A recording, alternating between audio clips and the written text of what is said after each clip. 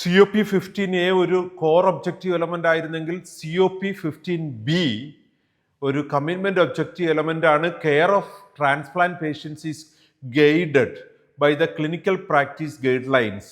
അതൊരു ഡോക്യുമെന്റേഷൻ ചെയ്തുള്ള clinical practice ഗൈഡ് ലൈൻസിനെ കുറിച്ചാണ് പറയുന്നത്. നമുക്കൊരു return guidance based on standard treatment guidelines, sound clinical practices, ആ ഒരു രീതിയിൽ നമുക്കൊരു കെയർ പാത്ത് വൈസ് ഡിഫൈൻഡ് ആയിരിക്കണം ഇൻഡിവിജ്വലി. കാരണം ഇവിടെ ആ റെസിപ്പിയൻറ്റിൻ്റെ കണ്ടീഷൻ, ഹെൽത്ത് കണ്ടീഷൻസ്, ഫിറ്റ്നസ് ഉറപ്പുവരുത്തണം. ഡോണറുടെ ഹെൽത്ത് ഫിറ്റ്നസ് ഉറപ്പുവരുത്തണം. അതുപോലെ തന്നെ ഇവരുടെ കൺസേൺ പ്രോസസ്സ് പ്രോപ്പറായിരിക്കണം. ഡോണറുടെയും റെസിപ്പിയൻറ്റിൻ്റെയും കൺസേൺ പ്രോസസ്സ് വളരെ കൃത്യമായിട്ട് നമ്മൾ മനസ്സിലാക്കിയിരിക്കണം. ഓർഗൻ റിക്കവറി അത് ഉറപ്പുവരുത്തണം. കോമ്പാക്റ്റിബിലിറ്റി വെച്ചിട്ട് നമുക്ക് ഈ ഒരു എടുക്കുന്ന ഓർഗൻ അടുത്ത ആളിന് കൃത്യമായും കോമ്പാക്റ്റിബിൾ ആണ് എന്ന് ഉറപ്പുവരുത്തിയിട്ടാണ് നമ്മൾ ഈ ഒരു ട്രാൻസ്പ്ലാന്റേഷനിലേക്ക് മൂവ് ചെയ്യേണ്ടത്. നമുക്കവിടെ കൃത്യമായിട്ടൊരു പ്രീ ട്രാൻസ്പ്ലാന്റേഷൻ പ്രോഗ്രാം ഉണ്ടാകണം.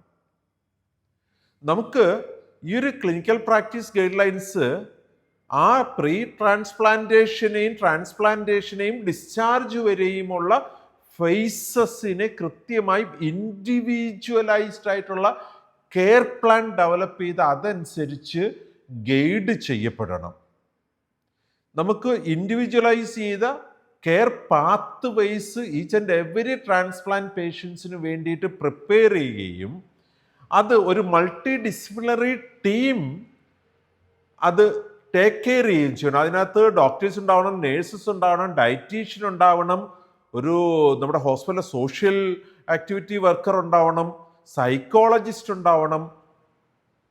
മെഡിക്കൽ സോഷ്യൽ വർക്കറുടെ ഇമ്പോർട്ടൻസ് വളരെ വലുതാണ്. അതേ കണക്ക് തന്നെ നമുക്ക് ഇതിലൊരു ഇൻഫെക്ഷൻ കൺട്രോൾ മെക്കാനിസം വർക്ക് ചെയ്യണം. ഏത് സമയത്തും ഒരു ഇൻഫെക്ഷൻ ഉണ്ടാകാൻ സാധ്യതയുള്ള ഒരു ലോങ് പ്രൊസീജിയറാണ്. അതിനുശേഷവും ഡിസ്ചാർജിന് ശേഷവും അത് എങ്ങനെയൊക്കെ കൈകാര്യം ചെയ്യണം, ഡയറ്റ് എങ്ങനെയാണ് മാനേജ് ചെയ്യേണ്ടത്. ഈ ഒരു പ്രോഗ്രാം നടക്കുമ്പോൾ എന്തൊക്കെ ഫാർമസ്യൂട്ടിക്കൽസും കൺസ്യൂമബിൾസും സപ്ലൈയിൽ ഉണ്ട് എന്ന് ഉറപ്പുവരുത്തണം.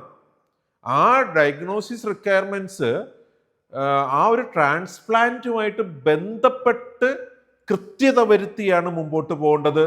സോ വളരെ ശ്രദ്ധയോടെ ഹാൻഡിൽ ചെയ്യേണ്ട ഒരു കമ്മിറ്റ്മെന്റ് ഒബ്ജക്റ്റീവ് എലമെന്റ് ആണ് COP15B. Care of transplant patient is guided by clinical practices guidelines. Clinical practice guidelines അത് റിട്ടേൺ ഡോക്യുമെന്റ് ആയിരിക്കണം. അതിനകത്ത് നമ്മളിപ്പോൾ ഡിസ്കസ് ചെയ്ത പ്രീ ട്രാൻസ്പ്ലാന്റ് ഡിസ്ചാർജ് വരെയുള്ള ഫേസസ് ഓഫ് ട്രാൻസ്പ്ലാന്റ് വ്യക്തമായി ഡോക്യുമെന്റഡ് ആയിരിക്കണം. മെഡിക്കേഷൻസും സർജിക്കൽസും supplies as per the procedure or as per the transplant കൃത്യമായി ഉണ്ടെന്ന് ഉറപ്പുവരുത്തണം. അവിടെ കൗൺസിലിംഗ് ഉണ്ടെന്ന് ഉറപ്പുവരുത്തണം. Individualised care plan developed and guided for the care practices ഉറപ്പുവരുത്തുക. COP15B.